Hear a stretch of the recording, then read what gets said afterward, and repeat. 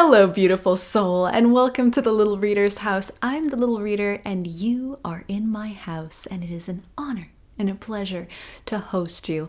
Alongside beautiful you, we've got this chunk of raw quartz, yes, rose quartz, I believe. Take a look. That's looking pretty rosy to me. Let's get the light in there somehow. Yeah. That is our raw chunk of rose quartz. It is helping to hold down the fort as we channel in whatever it is that Spirit would like us to channel in today. So thank you for being here.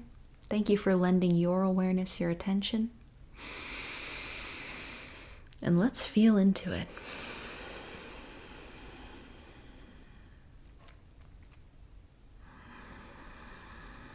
Feel free to join me in some deep breathing if you feel inspired to.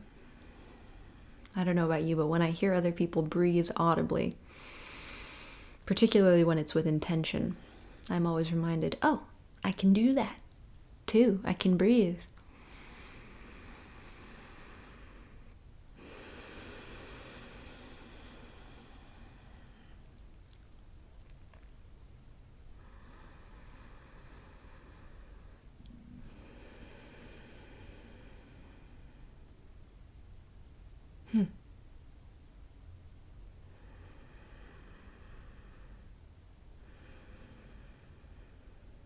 It's coming through. What it is the children got on us, sweet soul. Got on us adults. If you're a child, oh man. First of all, I'm not totally confident that this is all appropriate for you, so check with your caretaker. But welcome. And for the adults, hi, I'm right there with you. Spirit's got a spotlight on the realms of a child. What do I mean by the realms of a child? Here in the house, if you're not familiar, we have this premise that we're operating with something like a holy trinity of experiential realms. The premise begins like this. At its foundation, we are awareness. What we are is the witness.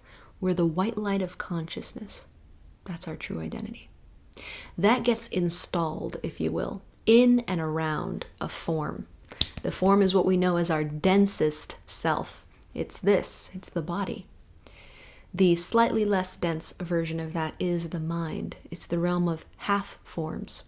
It takes all its cues from the body, and in fact, the genetic coding, the patterning, the trauma, the experiences, everything that's stored within and around this form, including environment, influence how thoughts are circulated and attracted from the mental realm to pass through our individual links that we call our minds. I also point up here, but mind is holistic. It dwells around and within the form. And again, it's the slightly less dense version. So it can predict what's to come, often based on the frequencies that it's interpreting, or it can acknowledge what has just passed. But the mind is not particularly talented at being in the present moment. It needs to analyze and judge. That's its function. Very survival based. And then we have the heart. This realm here, this is where the white light of conscious awareness is accessible. There are other areas that it can be accessed through as well, other realms. We shall not get dogmatic here. But in this house, Spirit has moved your humble host to focus on the heart, as it is the most atrophied and empowering access point for becoming aware of the white light of divine consciousness at this juncture in human expansion. Wow. So that was a run-through introduction of the three realms. Heart, form, mind. That's our premise here in the house. So with that premise, we understand that most of us adults at this particular juncture in time, space, reality are operating out of the mind. We're experiencing life through the mind. So invested is our awareness in the mind and identifying as our thoughts that we confuse the temporal aspects of ourself, like the form, for our true identity. Not a problem. not a judgment, easily resolved with a practice of remembering that we're awareness and then learning to move that awareness all around. We can move it to the heart. We can move it to the body, the form. We can move it to the mind. And at a certain point, we can hold it in all three with ease, with ecstasy even. So, why is Spirit spotlighting a child?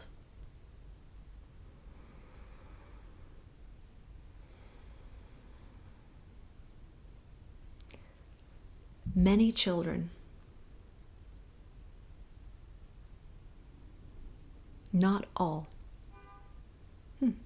thank you, but many, have this ability to mobilize their awareness. There's a fundamental understanding there that they are the witness, that they are the watcher. They're not afraid to look at themselves, their form, look at their mind, look at their heart. And they can mobilize their awareness through these realms with relative ease. A skill that seems to atrophy into adolescence and into adulthood unless practiced. Many adults are locked in here. They can't feel the other things, the form and the heart, unless they come banging on the door of the mind for attention. Excuse me, my arm just got ripped off. Hello. Excuse me, cramp in my left leg. Excuse me, heart palpitations. Excuse me, malfunction here. Something's wrong. Then the mind will let a trickle of awareness enter this realm. Oh yeah, something is wrong. For the heart, same story. At this stage of human expansion, we're under the impression that the heart's singular function is to feel emotions. As if the heart was a counterpart to the mind. Oh, the mind's the thoughts and the heart's emotions. A rudimentary understanding. But we will relinquish a tiny percentage of our awareness to the heart when an emotion is banging down the door for attention. Excuse me, I'm absolutely apathetic and numb. I can no longer function. Excuse me, my heart is broken, ripped out. I'm grieving. I can no longer function. It's usually only at that point that the mind will let some awareness. Oh, okay, we'll feel that. Okay, now we're back to the safety of the mind. That's adults. Sometimes to tell an adult that they're living in their mind is complete shock. There's another way to live? And this can happen to children that are labeled as intelligent early on. And they're labeled as intelligent because they've moved their awareness up to their mind so much. Especially if they're surrounded by, or they have a predisposition in their patterning for sticking their awareness in their mind. So that celebration reinforces that habit. Yes, stick your awareness in your mind. Keep it there. Intelligent child. Children may also develop intelligence, or this awareness of their mind, as a safety mechanism. Get away from the form. It hurts. There's either too much or not enough love being given to the form. The same is true for the heart. If it's abandoned or overstuffed with energy, get into the mind. It's fascinating how this can happen. But I hear the AC coming on. Thank you. But what Spirit's highlighting about children who haven't experienced this, who are mobile, is that they have this innate understanding that they are awareness, even if it's not explained to them that way, even if it's not expressed that way, and that they can move. And children can even be aware that there are realms beyond the body, the mind, and the heart. That's what we talk about here in the house, the big three. But it's a start. Children can become aware of so many other realms. And we attribute this to imagination, particularly as adults. It's not right or wrong. It's nothing to judge. And Spirit's not asking us to worship children either, or to glorify this ability. Spirit's simply inviting us to understand that when we nourish and nurture our so-called inner child, if you're familiar with this term, and we take care of our mind, our heart, and our body as if it was an innocent child that has needs, that deserves to have those needs met. In other words, authentic self-love. By pouring that love onto the self, we can reactivate these childlike attributes, this ability to mobilize the awareness. When love is applied to what we call the self, our mission, our piece of earth that will return to the earth, when we apply love to this and grace to this, when we caretake this, when we uplift this, when we nurture and nourish this, it's reactivating that inner child.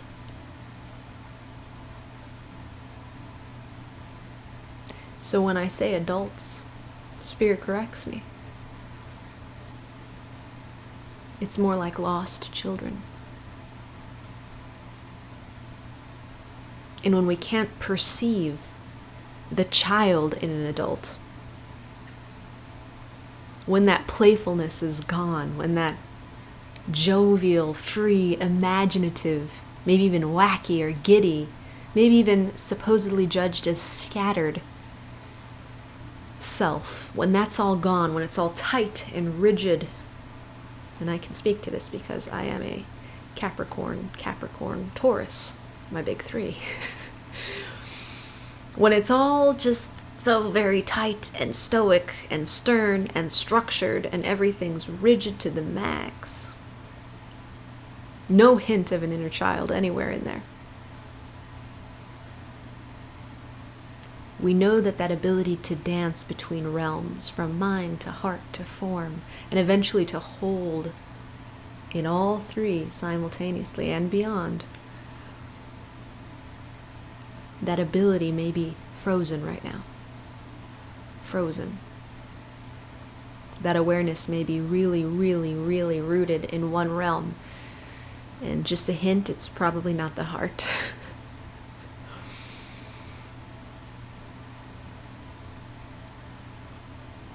Fluidity, mobility. These childlike attributes, again, are not to be glorified or considered superior. They're aspects, just like rigidity and structure, which has its value. Both divine, but both required. It's possible to slip over into the other side too much when we witness an adult or a child who is flip-flopping from realm to realm, drastically exhibiting a wide array of behaviors without any rhyme or reason, imaginative to the degree that reality is denied or suppressed. Then structure medicine is called for. Then a little adulting, or maybe a lot, and caretaking and routining would be healing and beneficial. And this may sound familiar to you, like two extremes that are acknowledged by nearly every culture on earth. Some call them masculine energy and feminine energy. Some call them yang energy or yang and yin energy. I like to call them structure and fluidity. Some would say daddy and mommy, particularly in terms of issues. We recognize these two energies as flowing, as necessary, and as ever present within every single individual to varying degrees. For us today, Spirit asks us to embrace that childlike wonder, just for today. To be a little more playful, a little more fluid. And if that isn't the necessary phenotype or expression of the energy for you, then rather than get giddy or goofy or silly or fluid or start spontaneously doing interpretive dance, personal favorite, then consider this equally powerful practice. How can I love myself today? How can I treat this form as a child with needs that are valid? How can I treat this heart as a tender, innocent heart that requires protection and care? And how can I treat this mind as perhaps naive, perhaps needing a leader? And from where can I lead to foster peace in this form?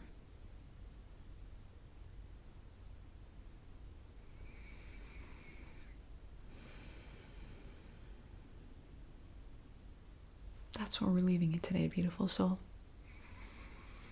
Questions to allow to ripple through us. Love beaming out from within us.